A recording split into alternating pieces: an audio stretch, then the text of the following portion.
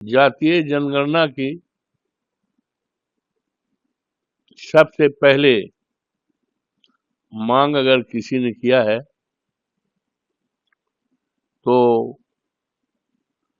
माननीय नेताजी श्रद्धेय मुलायम सिंह यादव जी आज दुनिया में नहीं है। थोड़े में ज्यादा स्वाद यही तो है इसकी खास बात। वाओ मामा क्या स्वाद है। अरे मेरे राजा, मसाला उन्होंने किया है और उसके बाद हमारे राष्ट्रीय अध्यक्ष समाजवादी पार्टी के माननीय अखिलेश यादव जी ने किया। यही नहीं, जो भी चुनाव हुए हैं, चाहे 22 में विधानसभा का उत्तर प्रदेश का चुनाव रहा हो, चाहे देश का लोकसभा का चुनाव 24 में रहा हो, हमारी पार्टी ने जातीय जनगणना चुनाव का जो पार्टियां अपना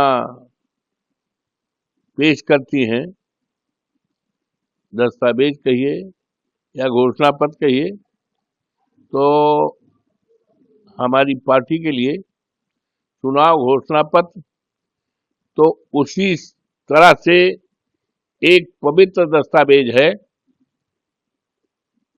एक पवित्र ग्रंथ है, जिसको सरकार आने पर जो भी बातें चुनाव घोषणा पत्र में कही जाती हैं उसका अक्षरशः पालन किया जाता है। 12 के चुनाव में समाजवादी पार्टी ने जो भी अपने चुनाव घोषणा पत्र में बात कही थी, सरकार आने के बाद 12 से 17 तक प्रदेश में समाजवादी पार्टी की माननीय अखिलेश यादव जी के नेतृत्व में सरकार थी।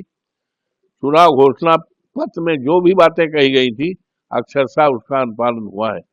उसी तरह जातीय जनगणना के बारे में 12 के चुनाव में, 22 के चुनाव में और लोकसभा के 24 के चुनाव में प्राथमिकता के आधार पर चुनाव घोषणा पत्र में इस बात का पूरी तरह से चुनाव घोषणा पत्र में बल दिया गया था कि हमारी सरकार जब बनेगी तो इस देश में हम जातीय जनगणना कराएंगे और जातीय जनगणना कराने से ही तमाम ऐसी जातियां हैं जिनको बाबा साहब भीमराव अंबेडकर का जो संविधान है, संविधान के प्रेम्बिल में अधिकार दिया गया है।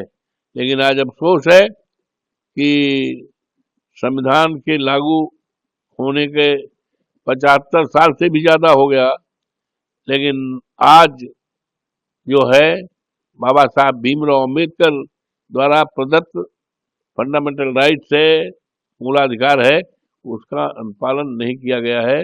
मुझे विश्वास है कि जातीय जनगणना जब निष्पक्ष रूप से हो जाएगी देश में तो वंचित लोग जो हैं, जिनको अधिकार नहीं मिला है, आजादी का फल उनको नहीं मिला है, उनको निश्चित रूप से मिल जाएगा। एक जो जोर देने वाली बात है कि जातीय जनगणना निष्पक्ष रूप से अधिकारियों को करनी चाहिए।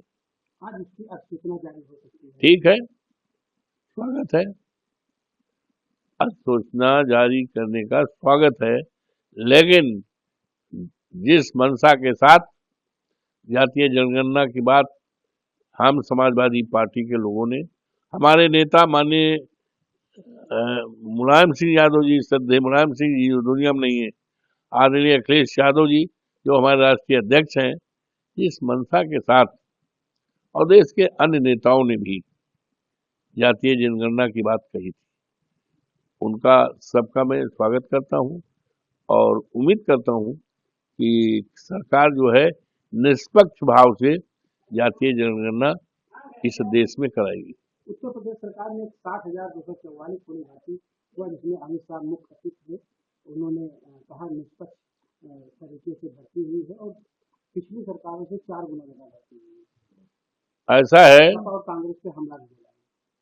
देखिए ऐसा है, ये जो पुलिस भर्ती हुई है, ये निष्पक्ष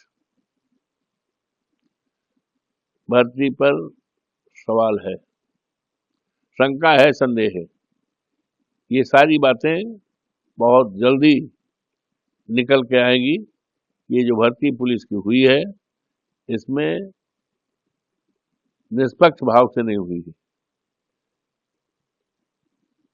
वर्ग विशेष के लोगों को तरजीह दी गई है, निष्पक्ष होना चाहिए था। अमित शाह जी ने सभी को नियुक्ति पत्र बांटा। उन्होंने कहा बिना खर्ची, बिना पर्ची सिफारिश पूरी हुई प्रक्रिया। ये तो उनका कहना है ना, ये तो अमित शाह जी का कहना है ना, लेकिन सत्य बात क्या है वो पर्दे के आड़ में है, उसका खुलासा होगा। अमित शाह जी ने जो कहा हमें उस पर कुछ नहीं कहना है, लेकिन ये सारी बातें जो है सामने आएंगी।